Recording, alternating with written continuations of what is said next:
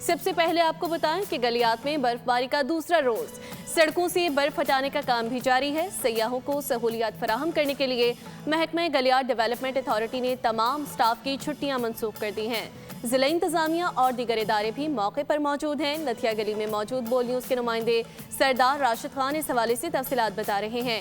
जी राशिद खान, एक जानिब तो हम देख रहे हैं कि बर्फबारी है और दूसरी जानिब सड़कों से बर्फ हटाने का काम किया जा रहा है। इंतजामिया का क्या कहना है इस हवाले से?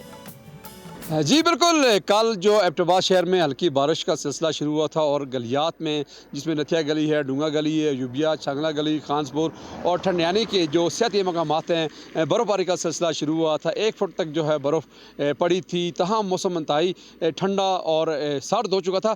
ताहम आज जो है दूसरा दिन है, मौसम अबरालूद है। ताहम बर्फ़बारी का सिलसिला जो है वो थम चुका है। स्याहों की जो इक़्तिदाद है वो भी वीकेंड पे नथिया गली का रुख करेगी। ताहम इस वक्त इतने जो स्याह हैं और गलियात का रुख उन्होंने नहीं किया।